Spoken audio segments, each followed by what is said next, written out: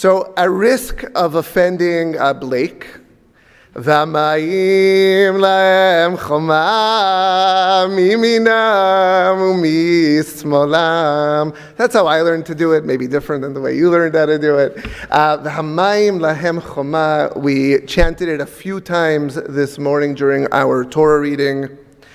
And it is that incredible moment that Bnei Israel are feeling after finally getting out of Egypt. They are feeling as vulnerable as possible. They are literally stuck between a rock and a hard place. In this case, it is the Egyptians coming behind them. And in front of them, they see the water and they don't know what to do. They cry out to God. Moshe speaks to Hashem, and Hashem says, tell them to just go. And they do. According to Sforno and a couple of other commentaries, where it says these words, V'amayim lahem choma, that the water literally became a wall on the left and the right, is that it actually turned into ice. Imagine a scene from Frozen. I'm all into movies apparently this morning. And it's frozen on both sides. And just to add some Canadian content to it, imagine you're in the CN Tower and you're looking down from the glass floor and you can see below you. That's how Sforno describes it. They can actually see the water and all the life beneath moving and doing its normal thing, but it's all frozen for them in that moment. On Shabbat, Aviva Chernik spoke about love. And so I actually think that this moment of splitting the Red Sea, of the Yam Suf, and freezing it in place is an incredible act of love. And the water on both sides frozen is sort of similar to the way we think of the sukkah, is Hashem hugging and protecting the people in that moment. They are scared, they don't know what to do, and this miracle happens, but really they're just feeling love, protection. It's what so many of us, parents, aunts and uncles, grandparents, just good friends to children, it's what we try to do. We try to help them feel loved and protected and cared for as they go through sometimes the scariest moments in life. And so I actually, I created a source sheet for this morning, and I called it How to End the Conversation. And we're going to get to that. But so much, again, of what we want is to share with our children and the next generation the things that we love, the things that we're proud of. A lot of us, we want to share Yiddishkeit, right? We want to share our traditions. We want to share what we love most about being Jewish, our connection to Israel. And there's a line from Mishlei, from Proverbs. It's attributed to King Shlomo, just as Shir HaShirim, Song of Songs, is as well. The words are Shema b'ni musar avicha v'al titosh torah imecha. A parent saying to their children, listen to the words I have to say. Listen to my teachings, to my Torah.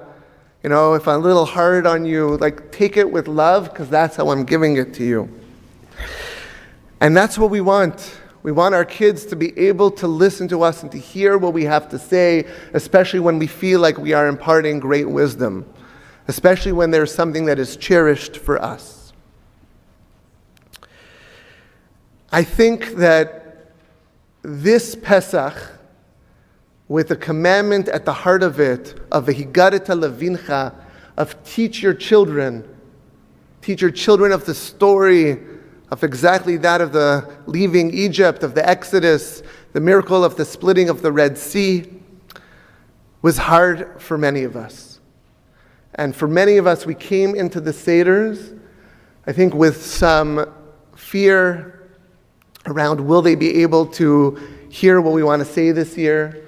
How do we balance everything that's going on in Israel, knowing that around our table might be people who are feeling and thinking really differently than we are at this moment? And there have been loads and loads of Haggadah supplements to help families deal with exactly this moment, and also supplements written by many of the children, some of which are really hard for some of us to read. If you want, actually, I'm going to do a fun thing. Everyone close your eyes for a moment. Those of you at home, same thing. Close your eyes for a moment. Let's see if you're willing to listen to me.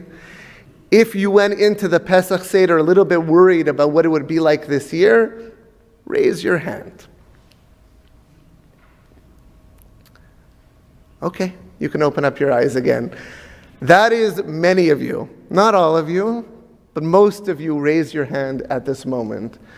That there is some anxiety, fear maybe, unknown. In my case, it was mostly about trying to balance Faral and I our very strong feelings about what's going on in this moment since October 7th, with the fact that we have young children, and that especially on the second night we were going to be with other families who had young children, and we're not their parents, and how do we balance it all? And how do we find a way to honor and think about the hostages? How do we remember Israel? How do we do it in a way in which it really works for our family? And so I'll tell you that I began the Seder actually in my head reciting a bracha for the fact that that was our only challenge, was balancing between young children and older people. But in general, we were able at our Seder with, I would say most of us were on the same page when we stood up to recite Hatikva, when we had a seat for hostages at our table, when we recited Sfirat HaOmer on the second night, and we also counted how many days it has been since October 7th. And we were also able to do things like talk about the suffering of Palestinians as we dipped into the salt water. We were able to do all of that at our Seder, and there wasn't really any pushback. We were all able to do it together. I know that at our Seder, that was a luxury that not everyone was able to experience. I want to take you to a source that's on the bottom of the first page of this source sheet. We might not always want to admit it, but we've had many moments in Jewish history of change and of significant change. And many moments in which some of the struggle with that change actually existed on what felt like on generational lines. And of course, that's not fully the case at this moment or ever, that it was fully a generational thing. That's what we like to say sometimes. But there have been moments where there's been a sense of that, a real difference between the generations in trying to figure out how to navigate extremely difficult things. So I want to share with you a Mishnah that I actually learned with one of my teachers at the Shalom Harmon Institute, Alana Steinhain, who was here a few years ago at Beth Tzedec. I was here in Toronto a few months ago. A really wonderful teacher. Does anybody know what Mishnah Eduyot is about? I see a few rabbis in this room, so probably some of you. This time you don't have to close your eyes. Who knows what Mishnah Eduyot is about? You can raise your hand again. Few hands. Okay. Nobody wanted to raise it this time. It's actually an amazing part of our oral tradition and of the Mishnah. It is a part of Nizikin, which is part of the Mishnah, one of the books of the Mishnah that focuses on reparations, on rules between people when you're building our just society. How do you kind of live together? It's a lot of what Nizikin is, and how do you take responsibility for one another? Eduyot is a bit of an exception, because there actually isn't one main running theme through this Mishnah. Right? When you read the Mishnah of Shabbat, the main theme is Shabbat. In Eduyot, it's not like that. Instead, here is the moment. It captures a moment after the destruction of the temple, and after many of the rabbis who held the oral tradition were no longer alive. And what they invited people to do is they basically tried to go through all of the rulings of Jewish law, or many of them at least, major categories, and they wanted to find witnesses who can say, we practice this mitzvah in this way. You have this question of Jewish law, this is how we practice it, because it was a moment in which they were worried that they had lost much of tradition. Okay? And so they bring testimonials. And here's where we find ourselves. I'm going to turn right to the English. There was a big rabbi who was one of the elders of the time. His name is Akavya ben Mehalel. He's also featured in Pirkei Avot. And he comes to testify. And there were 4 things that he testified about, where he was saying, this is how we did it before the destruction of the temple.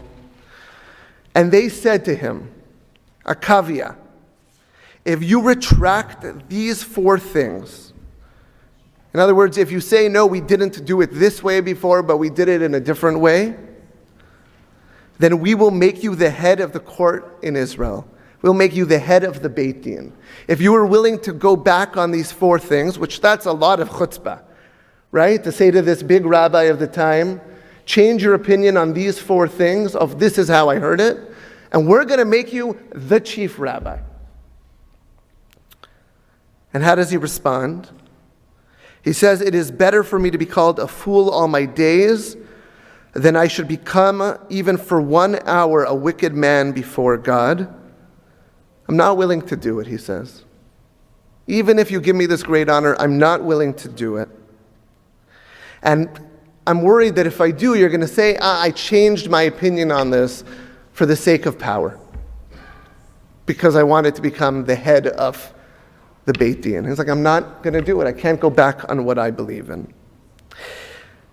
The Mishnah continues with the 4 examples, right? The 4 things that he comes to testify about.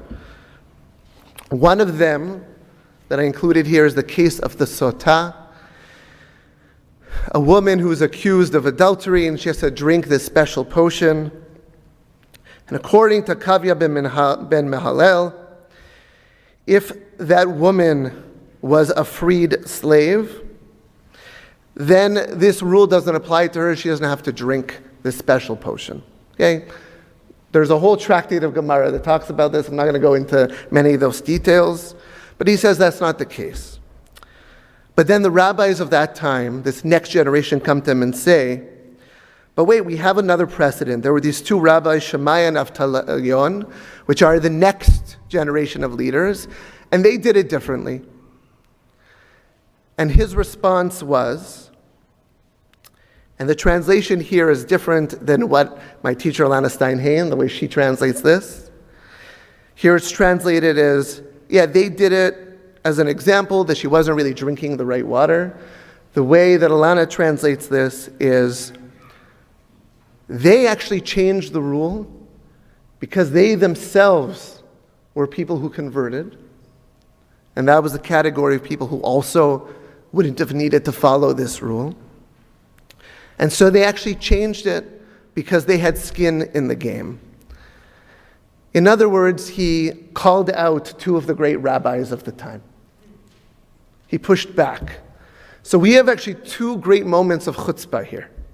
We have one where they are saying to these great rabbis, change your way and we'll let you continue to have power. And you have this rabbi responding and saying, these newer rabbis don't really know what they're doing. Or they have skin in the game. They're changing the rules. Unfortunately, sometimes when we have moments where there is great change or great struggle, or I think a part of really what's happening in our moment is different ways of feeling and relating and understanding to what's happening in Israel and our history there. Our response is to speak in ways in which we can't hear each other. We either say to people, change, or you're out, especially to the older generation. You don't know what you're talking about. You baby boomers don't really get it. Or we say to the next generation, you're out. You're not acting like real Jews. Or if you think or speak this way, I don't want you at my Pesach Seder. And it's really, really hard not to get stuck in one of those. It's really hard to not get stuck into one of those. Rabbi Daniel Hartman in the Hartman Supplement challenges the notion of the four children, especially the idea that the wicked one even exists in our Seder experience. And the fact that we think of this as like a paradigm of good Jewish education. And Lorraine, as a lifelong Jewish educator, we know that calling anybody wicked or saying you're on the outside, you're an outsider, doesn't work. If anything, what it does is it forces them to feel like outsiders. So maybe next time they won't show up to the Seder at all. And that was the experience of one of my friends actually who joined us for the first night of the Seder. Her sister said, what's happening in Israel and with the Palestinians is too hard. We're not even going to sit together for a Seder this year. And so she came and joined us this year. I don't think that's what most of us want and are looking for. Daniel Harbin says, if we bring the wicked child into our own moment, we can see that their question is a demand for a compelling reason to choose Judaism. In the modern world, we are blessed with multiple identities that all lay claim to our loyalty. Being Jewish is one of many identities available to us. Today, each one of us is the wicked child. And if Judaism is to claim our loyalty, it will be because we actively choose it over or alongside others. And we will only, I think this is the most important, we will only choose to do so if the Jewish story welcomes our difficult question and embraces our differences. And if it's morally, intellectually, culturally, and spiritually compelling. This is basically what our 6 values here at Beth Tzedec are about. But the questioning is a big part of it.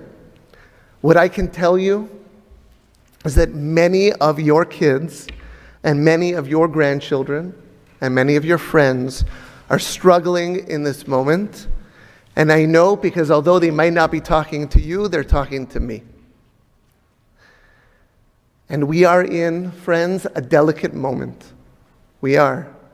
They're talking to me, they're talking to my colleagues, and we're in a delicate moment where you could lose them from being at the Seder next year. And you might lose them regardless of what you do or say. The question is, can we continue in this moment to hold on to our values, what we believe, what we know, what we love, while still hugging them and welcoming them in some way? And that will look very different for each of our families. Going back to the words that I started with, Blake, go for it. V'amayim, sing it your way.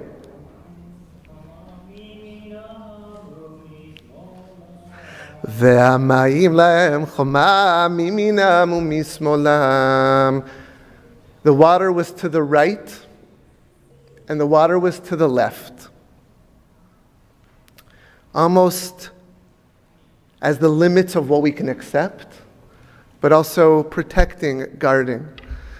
And what we know is that there are moments where we actually have to expand what the right and the left looks like, and what we're still willing to say, these are my people, this is my family, these are people that I love. If you are struggling with this at this moment, we want you to know that we are here for you, and we're thinking about ways to create more spaces and more opportunities to do together as community. And if you have children or family members who want to talk to someone right now, we want you to know, and you can let them know, that we are here for them as well. That we are able to create that expanse that I think this moment calls for. And it is not easy. Chag Sameach, everyone.